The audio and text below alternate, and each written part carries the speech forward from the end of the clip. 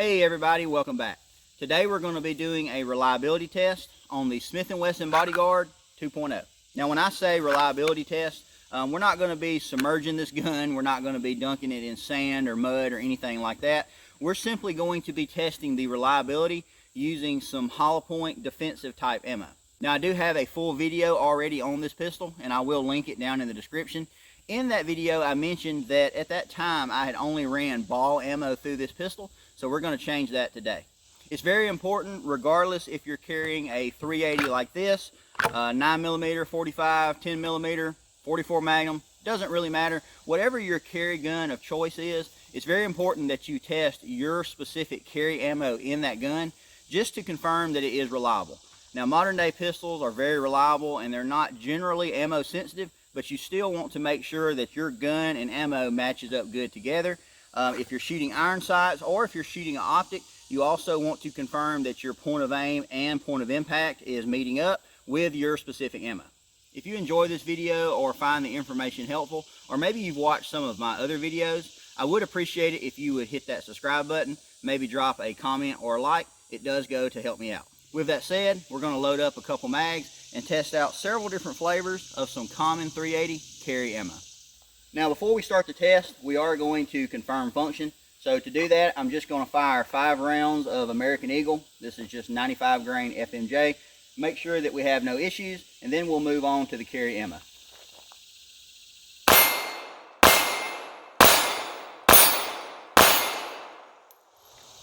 Alright, so first up we have the Hornady. Now this is their XTP bullet, and it is a 95 grain.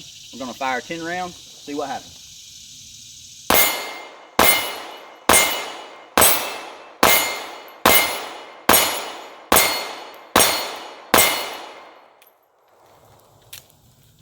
Now I did not get slide lock.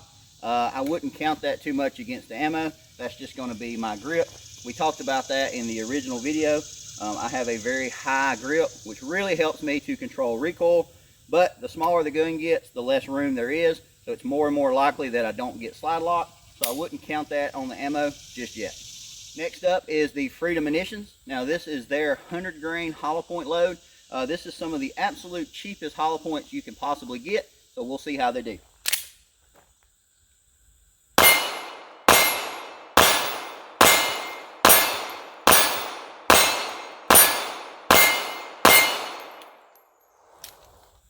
Once again, I did not get slide lock. That's to be expected as we've already covered. So let's go to the next one.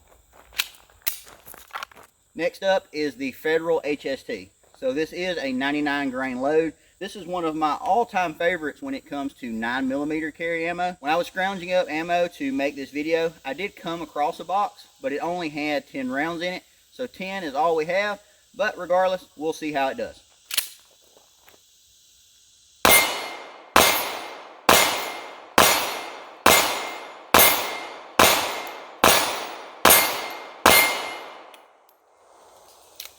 Once again, we did not get slide lock.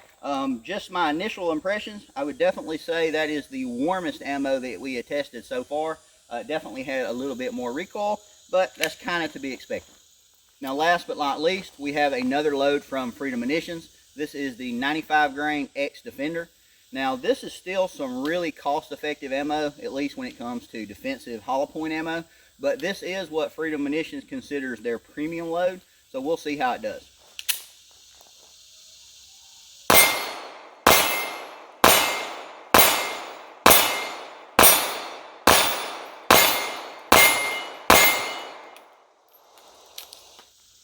Perfect function, and once again, we did not get slide lock.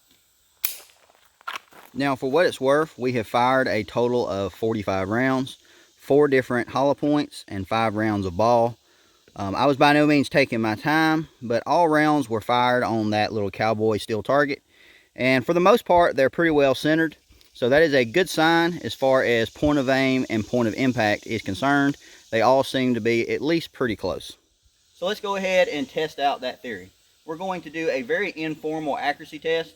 With all 3 of the defensive loads that I have left, we are going to fire a 5-round group with each. We are here at 10 yards, and just see what kind of groups we get. First up is the Munitions. This is their 100 grain, just their cheap stuff.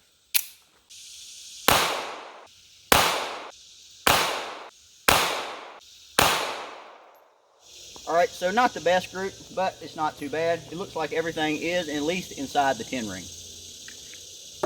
Alright, next up is going to be the Hornady. So this is the 95 grain XTP.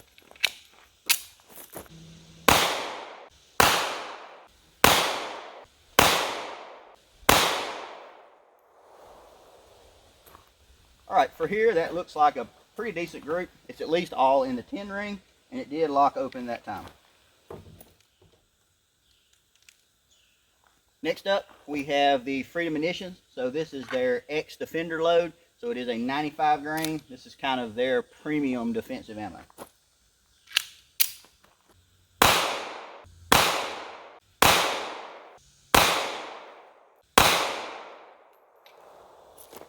Okay, we did get slide lock, and I do seem to have all rounds in the 10 ring.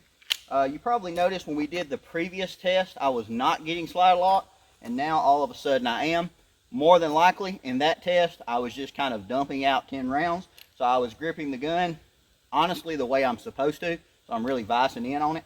Versus right here, I'm not even thinking about my grip. I'm really just focusing on good, consistent trigger presses to try to get as much accuracy as I can, or at least as much as I'm capable of.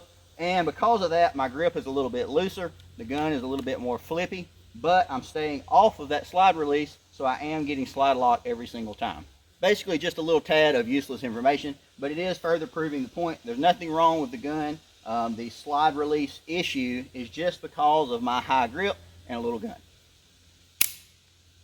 So here is all three of the groups that we shot in the order that we shot them. First up, we had the cheap 100 grain Munitions, and we did get all rounds inside of the 10 ring, and we did have 3 that were in the X. Next, we had the Hornady. I may have said this wrong earlier, but this is a 90 grain XTP bullet. Once again, everything in the 10 ring had 1 cutter and then 3 that are in the X. And last but not least, we had the 95 grain X Defender from Munitions. Everything in the 10 ring once again, and then we did have 3 that were in the X. I'm glad to see that the point of impact and point of aim is the same regardless of the type of ammo. That is something you always do want to confirm, but it is nice to see that. I know a lot of people are going to consider 10 yards kind of a long shot for a pistol like this. You know, this gun only weighs 10 ounces. It's less than 4 inches tall, and it's less than 1 inch thick. So it is not a target pistol by any means. But regardless, it is nice to see that it is capable of groups like this at least a moderate range. Now, of course, as you increase the distance, the groups are going to open up. We shot at 10 yards, but if you doubled the distance to say 20, that group is likely going to double as well. It's just something to be aware of and something you need to train and practice for if you are going to carry a gun like this and you want to try out your specific ammo just to confirm that the sights are on with your load. Well, in conclusion, this pistol has been 100% reliable. As of me making this video and taking into account the rounds that we fired today, this gun now has exactly 300 rounds through it. Now, that's by no means a high round count. Only time will tell how this gun is going to hold up as you get those rounds higher and higher. For the most part, and this is not a stab if this is you, but for the most part, I don't think people carrying a micro 380 like this are going to be doing a lot of training. Of course, that is unfortunate. I think most people will put 1 or 2 boxes through a gun like this and then they'll call it good. It's definitely not going to be viewed the same as something like a more full-size pistol. I mean, these things will run and run and run. This one right here, if I remember correctly, has about 5,500 rounds to it. It is one of my carry guns, and it's still going strong.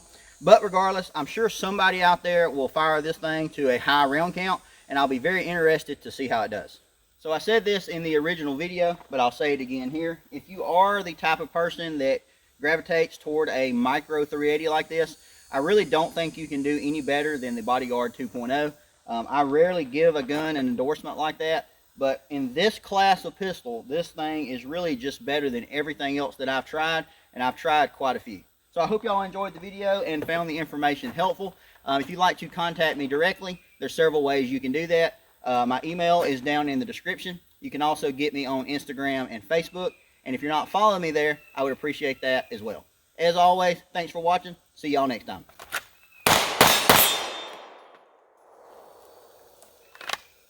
Stay ready.